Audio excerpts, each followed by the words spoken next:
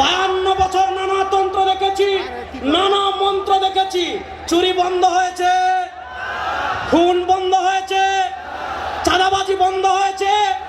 এবার আমার নেতা পীর সাহেব চরমনার নেতৃত্বে বাংলার সংসদে আল্লাহর কোরআনের আইন বাস্তবায়ন করার জন্য আমরা রক্ত দেওয়ার জন্য প্রস্তুত আছি। না নয়, আর কোন তন্ত্রমন্ত্র দেখতে চাই না। এবার বাংলাদেশের সংসদে আল্লাহর কোরআনের বিজয় হবেই হবে ইনশাআল্লাহ।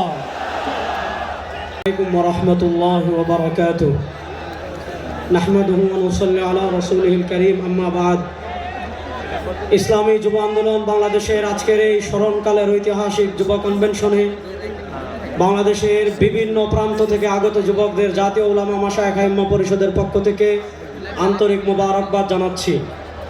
আমি সংক্ষিপ্তভাবে 3টা কথা বলবো। 1 নম্বর কথা, পৃথিবীর যেই রাষ্ট্রে যারা সংখ্যাগরিষ্ঠ তারা কখনো বৈষম্যের শিকার হয় না। আমরা দেখেছি ভারতে সংখ্যাগরিষ্ঠ হিন্দুরা, তারা বৈষম্যের শিকার হয় না। আমরা দেখেছি মায়ানমারে সংখ্যাগরিষ্ঠ হলো বৌদ্ধরা, তারা বৈষম্যের শিকার হয় না। আমরা দেখেছি ইসরায়েলে আপনার সংখ্যাগরিষ্ঠ হলো ইহুদিরা, তারা বৈষম্যের শিকার হয় না। আমরা দেখেছি ইংল্যান্ডে সংখ্যাগরিষ্ঠ হলো খ্রিস্টানরা, তারা বৈষম্যের শিকার হয় না।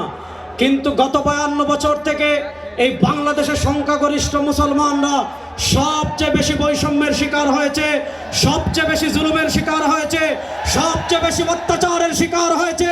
2024-এর জুলাই আগস্টের এই গণবিপ্লবের পর সময় এসেছে বাংলাদেশ থেকে সব বৈষম্যের শিকার উপড়ে ফেলে আল্লাহর কোরআনকে সংসদে বিজয় করতে হবে।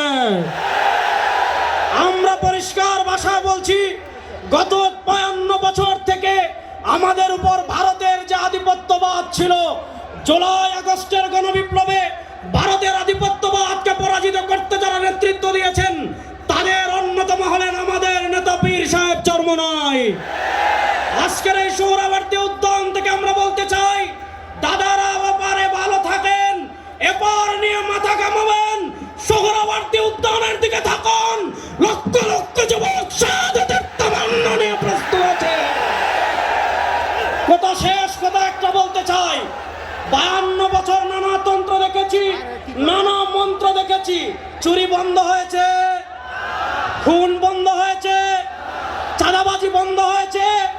এবার আমার নেতা পীর সাহেব চরমনার নেতৃত্বে বাংলার সংসদে আল্লাহর কোরআনের আইন বাস্তবায়ন করার জন্য আমরা রক্ত দেওয়ার জন্য প্রস্তুত আছি। না নয়, আর কোন তন্ত্রমন্ত্র দেখতে চাই না।